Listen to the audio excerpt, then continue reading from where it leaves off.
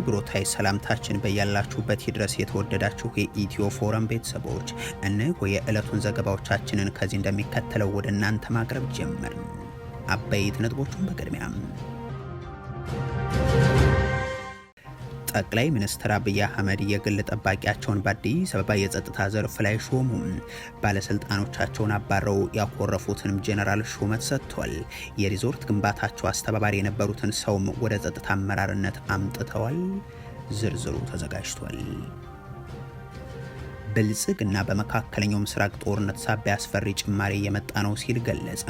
ተጠቃሚዎች ጦርነቱ መቼ እንደሚያቆም ስለማይታወቅ ነዳጅ በቁጠባ ተጠቀሙ ሲልም አሳውቋል።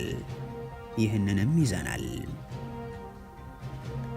ጌታቸው ረዳ እንደ ወልቃይት ባሉ አካባቢዎች ጉዳይ በቅርቡ የተላለፈው ውሳኔ በተወሰኑ ባለስልጣናት የተላለፈ ነው አሉ።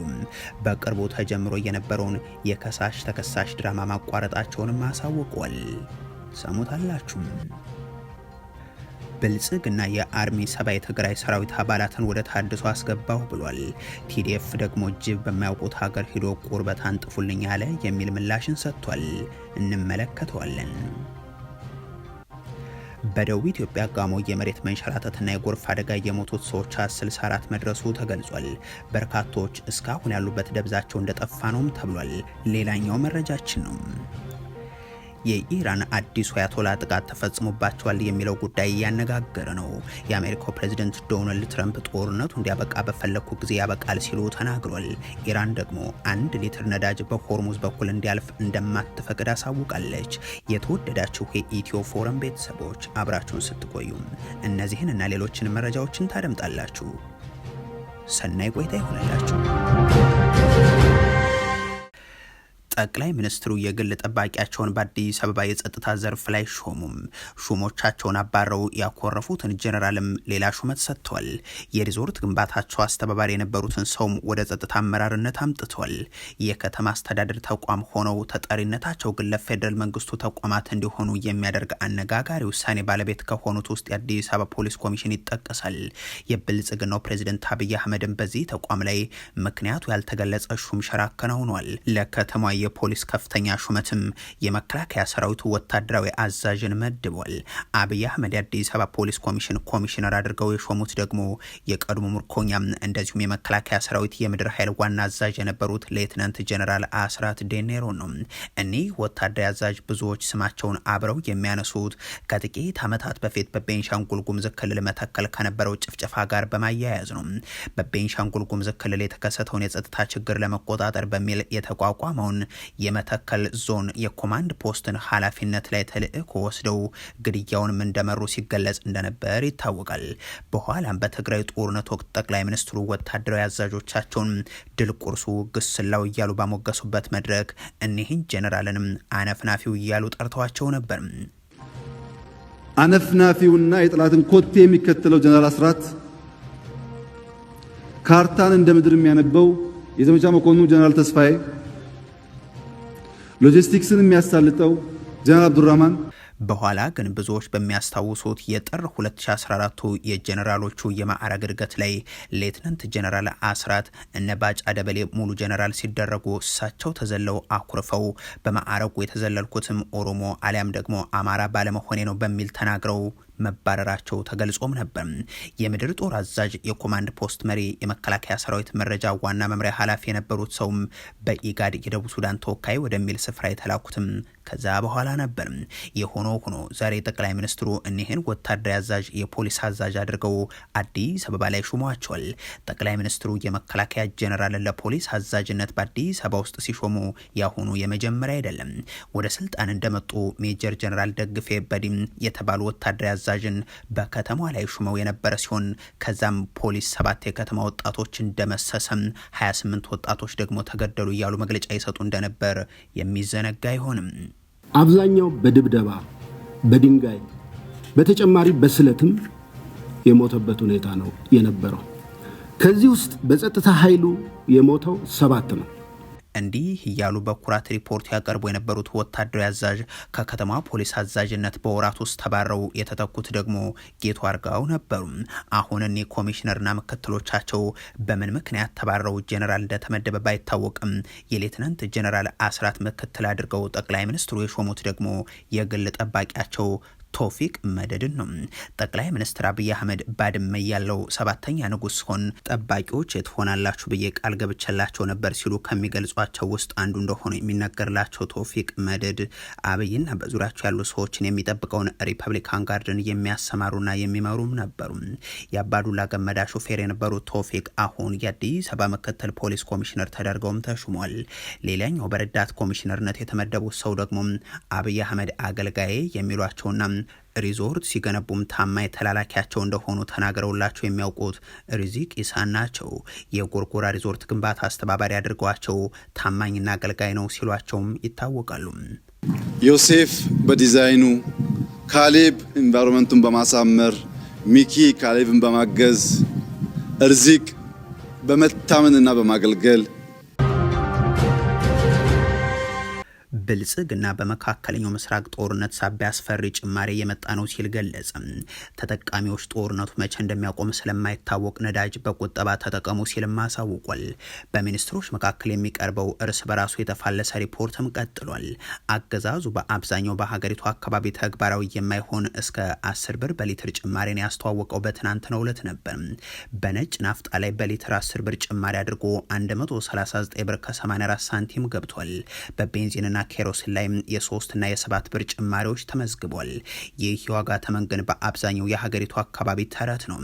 በተለያዩ የክልል ከተሞች እንኳን የነዳጅ አቅርቦት እጥረት መከሰቱን ተከትሎ በሊትር እስከ 500 ብር እየተሸጠ ነው።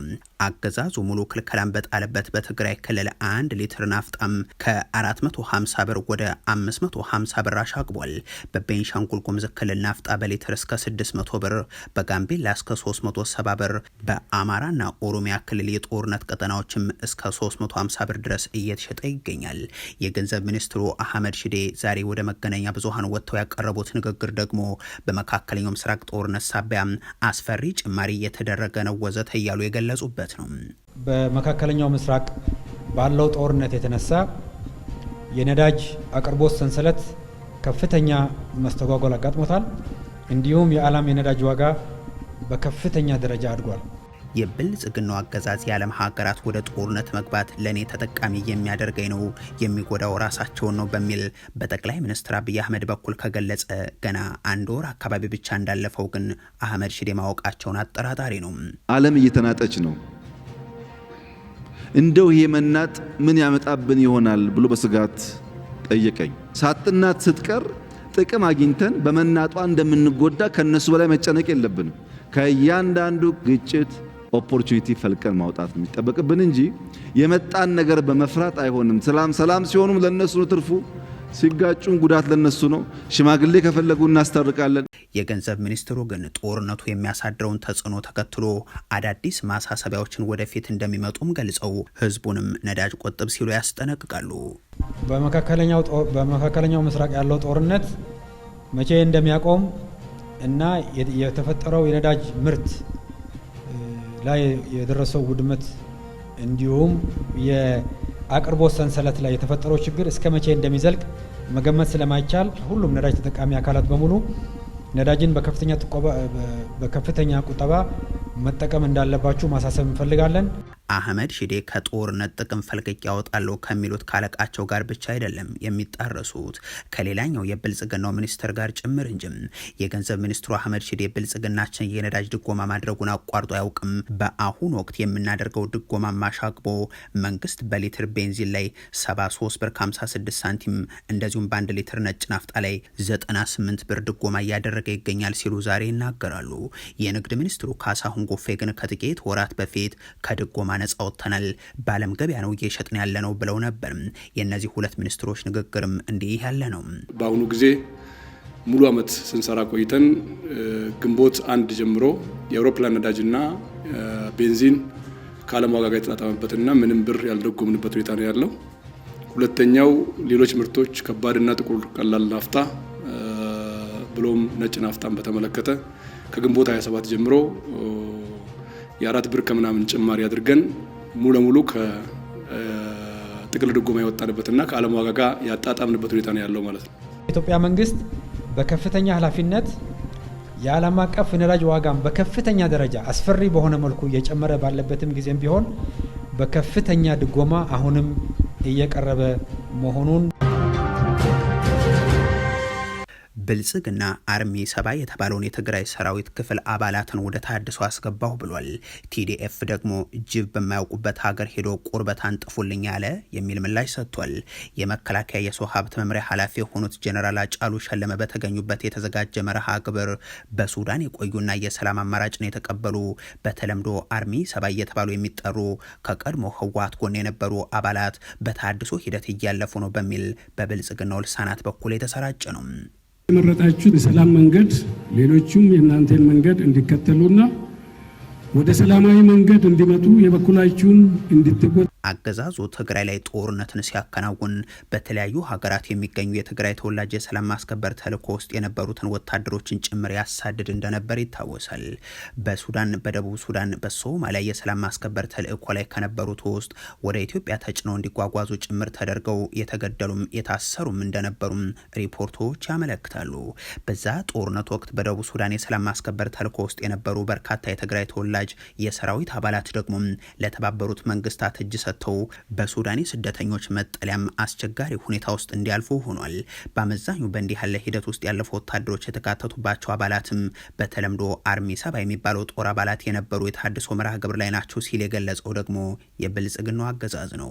በአዋሽ አርባ ጊዜያዊ የዲሞቢላይዜሽን ማዕከል የታድሶ ስልጠና የተከታተሉ የቀድሞ ታጣቂዎች ሂደቱን አልፈው ወደ ማህበረሰቡ የመቀላቀል መርሃ ግብራቸው እየተከናወነ ነው በማለትም ያክላል። አርሚ 7 እየተባለ የሚጠራ ቡድን አባላት ወደ ሀገራቸው ገብተው ለፌደራል መንግስት በግልጽ ባቀረቡት ጥያቄ መሰረት ነው በእንዲህ ያለ ሂደት ውስጥ እያለፉ ያሉት በሚልም አንስቷል። ይህንን ተከትሎ ከትግራይ የጸጥታ ቢሮ በኩል ምላሽ ተሰጥቷል። ጦርነት መጀመር ቀላል ነገር አድርጎት በውር ድንብር ገብቶበት ህዝባችንን በማንገላታትና በማጎሳቆል የሀገርን ክብርና ዝና ክፉኛ አበላሽቶ እንዳይሆን አድርጎ መሳቂያና መሳለቂያ የሆነው የብልጽግናው ስርዓት ስለ ሰላምና መቻቻል ያለ ሀፍረት ሲያወራ ማየት እጅግ ይገርማል ይላል የቲዲኤፍ መግለጫ። የብልጽግና ቡድን የትግራይ ሰራዊትን በተናጥል እያገኝም ትግራይ ውስጥ ያለው የታድሶ ኮሚሽን ቅርንጫፍ ጽህፈት ቤቱን ጭምር ሳያውቀው ዲዲአር መጀመሩን የሚገልጽ ጎምዛዛ ቀልድ አሰራጭቷል ሲልም አብራርቷል።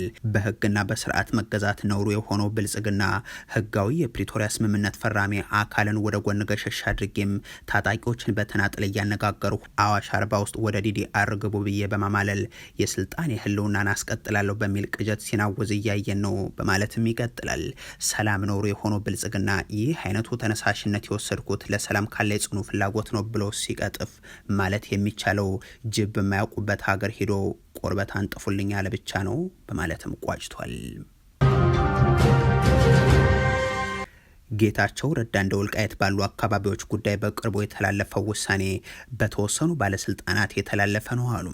በቅርቡ ተጀምሮ የነበረው የከሳሽ ተከሳሽ ድራማን ማቋረጣቸውንም አሳውቋል። የፌዴሬሽን ምክር ቤት ያሳለፈውና በምርጫ ቦርድ በኩል የተዋወቀው ውሳኔ መነጋገሪያ ሆኖ ሰንብቶ ነበር። የብልጽግና ሰዎችም በከሳሽ ተከሳሽ በወቃሽ ተወቃሽ ወገን ሆነው የታዩበት ሁነት ተከትሎ እንደነበርም የሚዘነጋ አይሆንም። ድሬዳዋና ሀረር ከጠቅላይ ሚኒስትር አብይ አህመድ ጋር አብረው የሰነበቱት ጌታቸው ረዳም አሁን ደግሞ የፍርድ ቤት ሂደቱን አቋርጠናል ብለዋል። የአብይ አማካሪ ጉዳዩ ፖለቲካዊ መፍትሄ ያስፈልገዋል ሲሉም ገልጿል። ፓርቲያቸውም የክስ ሂደቱ እንዲቋረጥ ለፌዴራሉ ከፍተኛ ፍርድ ቤት ማመልከቻ አቅርቧል ሲሉ አንስተው ማመልከቻው የቀረበው የፌዴሬሽን ምክር ቤት ውሳኔን ተከትሎ የቀረበውን ሰነድ በጥልቀት ሲመረምር ህገ መንግስቱ መሰረትም በህጋዊ ስነስርዓት የተወሰነ ባለመሆኑ ነው ብለዋል። አቶ ጌታቸው በፍርድ ቤት የቀረበው ሰነድ የሚያመላክተው ጉዳዩ የምክር ቤቱ ምልአተ ጉባኤ የተወያየበትና በህጋዊ ስነስርዓት የደረሰበት ውሳኔ ሳይሆን የባለስልጣናት የግል አቋም የታየበት መሆኑ ነው ሲሉም ተናግረዋል። የፌዴሬሽን ምክር ቤት ውሳኔ ሊተላለፍ የሚችለው የ2/3 ምልአተ ጉባኤ ተሟልቶና መደበኛ የድምፅ አሰጣጥ ሲከናወን ብቻ መሆኑን ለአዲስ ስታንዳርድ የጠቀሱት አቶ ጌታቸው የቀረበው ሰነድ ግን በህገ መንግስቱ አንቀጽ 64 ስር የተቀመጠውን ድንጋጌ የሚጥስ ነው ሲሉም ገልጸዋል። ፓርቲያቸው በወጣው መግለጫም ውሳኔው ያገኘው ተሻገር ነው ባይ ነው። የምክር ቤቱ ህጋዊ ውሳኔ ሊባል የሚችለው አባላቱ በምልአተ ጉባኤ ተገኝተው አጀንዳ ተወያይተውና ድምጽ ሰጥተውበት ሲጸድቅ ብቻ ነው ብሏል። በመሆኑም ይህ የአፈ ጉባኤው ደብዳቤ የምክር ቤቱን ህጋዊ አቋም የማይወክልና በምክር ቤቱ አባላት ዘንድ የማይታወቅ መሆኑን ከሳሽ አረጋግጧል ሲልም ያክላል። መግለጫው ቀጥሎም በህግ ረገድ መሰረት በሌለው ሰነድ ላይ ተመስርቶ ክርክሩን መቀጠል የፍርድ ቤቱን ጊዜና የህዝብን ሀብት ያላግባብ ማማከን ነው ሲልም ይገልጻል። አቶ ጌታቸው ጉዳዩ በፍትህ አካላት ክርክር ሳይሆን በፖለቲካ ውይይትና በተቋማዊ ውሳኔዎች መፈታት እንዳለበት እንደሚያምኑ አስረድቷል። የኦህዴድ ብልጽግና በአማራና ትግራይ አዋሳኝ አካባቢዎች ያሉ ስፍራዎችን በአማራም በትግራይ ምክር ቤቶች አይታወቁም የሚል ውሳኔን ማሳለፉ የሚታወስ ነው። ባገኘው ተሻገር ተቋም ፌዴሬሽን ምክር ቤት በኩል የታዘዘም ከዛም በምርጫ ቦርድ በኩል ተላለፈ የተባለው ውሳኔም አሁን እንደ አዲስ መነጋገሪያ ጉዳይ ይምሰል እንጂም ጠቅላይ ሚኒስትሩ ግን ከ3 ወራት በፊትም የተናገሩት እንደሆነ የሚታወቅ ነው። የኢራኑ አዲሱ አያቶላ ጥቃት ተፈጸመባቸው የሚለው ጉዳይ እያነጋገረ ነው። የአሜሪካው ፕሬዝዳንት ዶናልድ ትራምፕ ጦርነቱ እንዲያበቃ በፈለኩ ጊዜ ያበቃል ሲሉ ተናግሯል። ኢራን ደግሞ አንዲት ሊትር ነዳጅ በሆርሙዝ በኩል እንዲያልፍ አልፈቅድም ብላለች።